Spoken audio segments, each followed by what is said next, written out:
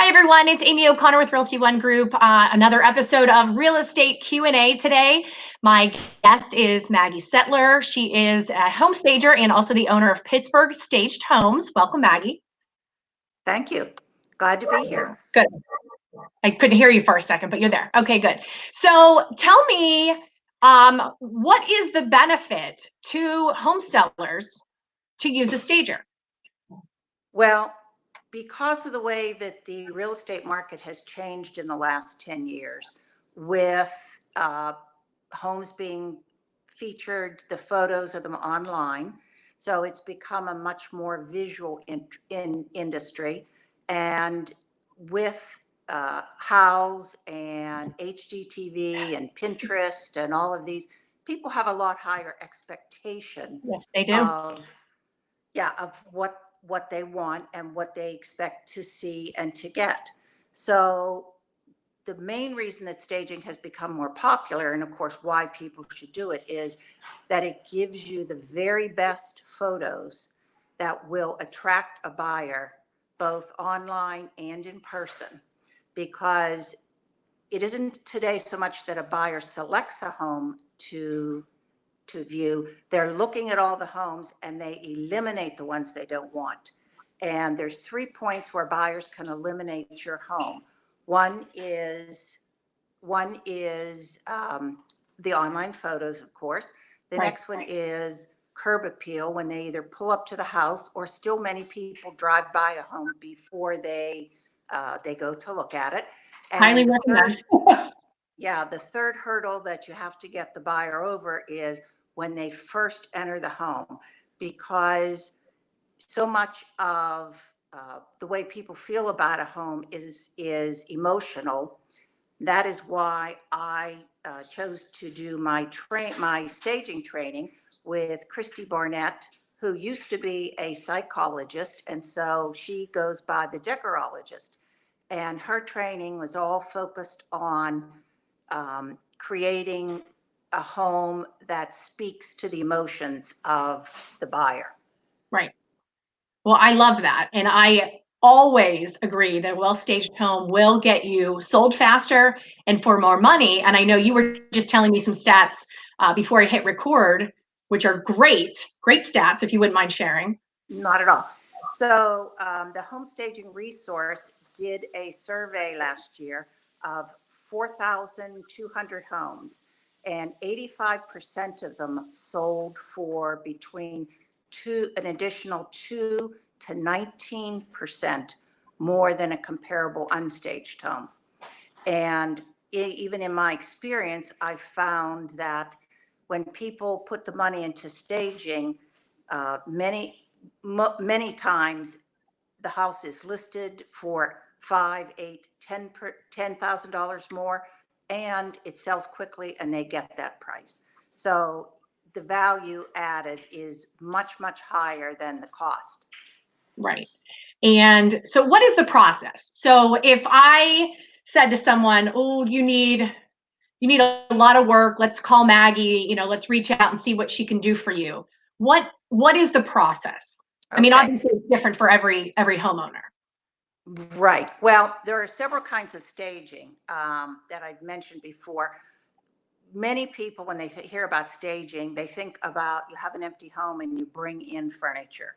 And when I started out, I did that kind of staging as well as working with homeowners, and that's called occupied. So you have vacant staging, occupied staging. So where I've focused my staging is in giving homeowners consultations so that I provide them with all of the information for a very small price. You're looking usually between $199 to $250, for a really large house. I spend up to 2 hours with them, and we go through every room, and I tell them everything that they can do to increase the value of their home. Okay.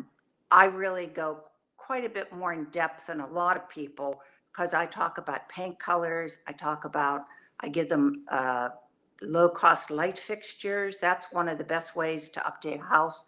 Right. Hardware.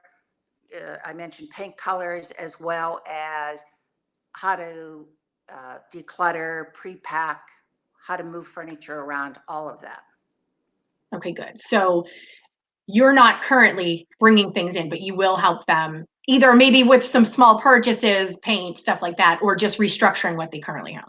Right. Well, I do still bring in accessories because when I did vacant staging, I rented the big pieces of furniture that you needed a mover for from a rental company, but they didn't have on-trend accessories, pillows, lamps, love Right. pillows, art and stuff like that. So I still do bring that stuff in. Oh, good. Because to me, that's the stuff that makes it. I find myself grabbing pillows from my home because I go in and so many Right. people have a couch with no pillows and it just looks so stark and so stale. And that's the kind of stuff that makes people want to live there. It's like, does it look homey? Does it look straight out of a magazine? Right. So, Right. okay. It's sometimes, I mean, the last house, one of the last houses that I staged before our lockdown, it was a divorce, and the husband was still living in the house, and so much of the furniture had been removed, and he had like the oldest, tiredest, saddest bedding that I've Oh, ever seen. So I was able, I buy things wholesale. So I was able to source for him for like $150, a new quilt, some nice fresh pillows, and a couple decorative pillows. And it really made all the difference, and made the room look like someplace that I, as the buyer, would be interested in, instead of feeling like you're in somebody's personal space. I mean, that's another key. One of the things I always say, kind of as a joke, but it is true.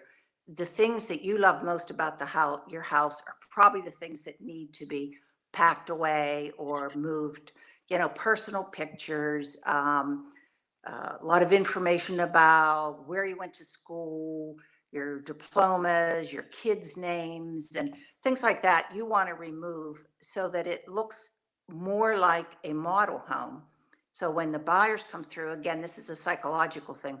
When the buyers come through, they don't feel uncomfortable that they are intruding on your space. The space is neutral enough so that they can feel at home there and make an emotional connection. and I love that. I did see on your website that you are into psychological staging. Can you tell me more about that other than, or is it basically that, just, But yeah, that's basically it. I mean, that was the training that I had with the decorologist who was a okay, psychologist. And so it's all about, making a space feel warm and homey, but neutral, not okay. too much of the other person's feelings and emotions, so that there's room for you as the buyer to come in and say, I feel like I could be at home here. Okay, perfect. Is there anything that you can say, maybe the top three things that you would think are the most important staging items? For me, I really do. When you're talking about old bedding, I hate old bedding that looks like it's been slept Yep. in, flat pillows.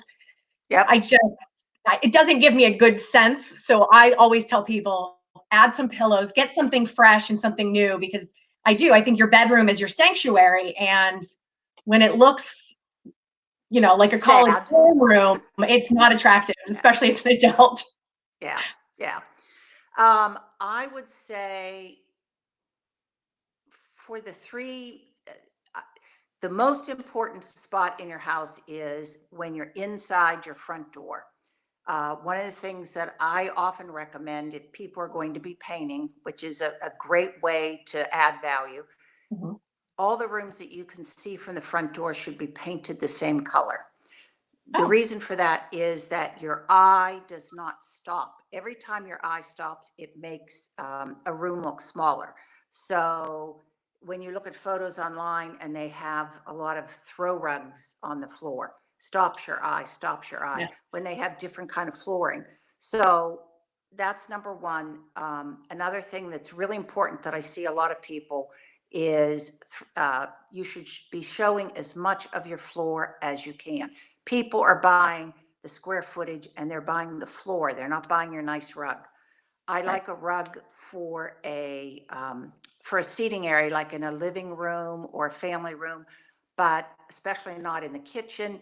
Even when you're having the photos taken, remove your rug from even the entryway. So the more the floor you can see, the bigger the house looks online and actually in person. Oh, good. And the next thing I would say is depersonalize.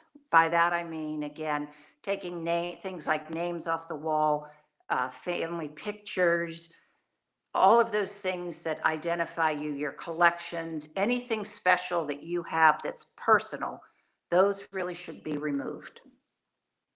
Okay. And I always say I'm a big fan. I'm so happy you said get rid of throw rugs. I'm not a Ah, huge fan of throw rugs, and people have them all over. So I'm glad you said that. Obviously, as realtors, we always say your first impression is the front door. So make sure you have, some right. sort of welcoming, wreath, some flowers. If you've got any kind of porch furniture, make sure it's cleaned up and looks fresh. So, because that is, if people are driving by, if they don't like the exterior, they're not going to take a chance to come inside. So, Exactly, exactly. So, that the curb appeal and the front door, because if the realtor is doing a lockbox, they're standing there for, a minute or two looking around, and then inside the front door, again, everything you see, because studies have shown that people often make up their mind about a home if they like it or they get turned off within 3 seconds of walking into the front door. absolutely, which is also why I tell people make sure it smells nice. If you've got pets, try and minimize it, figure out a way, Yeah. to get rid of that smell. Smokers, that's a hard one, Oh, but you can get things like Bactronics, and there's different technology now that minimizes it if it doesn't completely get rid of it. But take your cigarettes outside, get some sort yeah, of good smells going, because yeah, I mean, people walk in the door, and if there's pet odors and cigarettes, they sometimes don't even go in, they just leave. So right. those are really big Absolutely. issues. Well, um that's good. I would caution people for using any kind of an air freshener. Number one, some people are sensitive to it, and the yes, other thing is if they smell it, then they they might be wonder. suspicious. Yeah, Yeah. is it covering up something? So, open the windows every day. Make sure, like if you're cooking, you put the fan on and open the window so that you don't have food, pets, cigarettes, any of those odors. But don't use those artificial room fresheners to cover it. Right. If they're too much, you're right. People do get suspicious. They Yeah, wonder what it smells like when they're gone. yeah, But that's such a big thing for people to walk in a home. It's like it's the first impression. It's the look, it's the visual, it's the smell, everything. And you're correct. Everything is psychological. You make that decision right away. yeah. Anything else? So kitchens. Obviously, I tell everyone to go in and declutter as much as possible. You want to see your counters. Um, what tips would you give somebody for kitchen staging, or do you just say basically that get rid of what you can? Well, here's what I say about kitchens. Everything's got to be spotless, and I do mean Spotless. spotless. Inside the stove, inside the refrigerator, all the cupboards. People look at all of that. So I would say go through, get rid of anything out of date. Try to make a cupboard that, for instance, doesn't have anything in it, and then you can put your coffee pot in there when you have a showing. You could have one or two things out on the counter, not a bunch. And I always recommend putting the knife block away Oh, anytime there's a showing. It's actually kind of a safety issue. right. Plus, they're not that attractive. When you look at Kleenex boxes or, these utilitarian things, the knife block, that doesn't do anything to promote your story of this is a great house to live in and your family is going to be happy. So you just want to minimize those things so that people can actually see the house. They're not buying your things. Right. And you know what? You really made me kind of sit and think for a second about the knife block, because as realtors, Yep. We often are doing open houses and meeting with people that we don't know very well. So I never considered the knife block. Yeah. That's a good thing for me to keep in mind moving forward. But so okay, so we sort of talked about what the cost would be, and you were saying basically if you're going to come in and do this, before we started recording, you were saying they might spend between $1,000 to $3,000. Is that a typical cost? Well, the cost for the staging, for me to come in and do a consult, like I say, isn't that much. But I always advise people to do a few little things. Like um, I always give my clients very, very inexpensive, but very nice updated light fixtures. I often recommend changing your light fixtures out, maybe having a room painted or doing something like that. So I would generally, just as a ballpark, I say it could be anywhere from like 1/4% up to 1% of the price of the home. Just as a ballpark, if you have a little bit of maintenance you have to get caught up on, then it's higher. If you really don't have to do, if it's a more up-to-date house, then 1/4% is probably enough. But that's just a ballpark range. Okay, perfect. Well, I appreciate your time. Is there anything else that I should know moving forward? I mean, I'm a huge fan of staging and making the house. I mean, again, you get one chance to make a first impression, so it Right. is such an integral part of real estate, and telling your story and making it as beautiful as possible. That's it. That's it in a nutshell. And Okay, great. getting the home sold the first couple weeks gets you Oh, more money. Oh, absolutely. You do get more money, and it's better. It's better for everybody involved because you don't want it to sit. Buyers start to look at that and they think, oh no, why is that house sitting? Everything Right. else is selling. What's the problem? So, yeah, so great. So definitely, if anybody wants to get a hold of you, obviously you work or you own Pittsburgh Staged Homes, but what's a good number or email? Well, I usually use my personal. I do have an email through Pittsburgh Staged Homes. That's my website, so you can go there. My personal email is really what I use because it's just my last name, Setler, Setler, at Comcast, or they can give me a call, 412-427-2675, and I'd love to talk to them. Okay, great, Maggie. I appreciate your time today. Thank you. And again, if you want to reach out to me for more information, 412-559-8833 is my information. So, Maggie, have a great weekend, and I so appreciate you being on. Thank you, and thank you so much for asking me.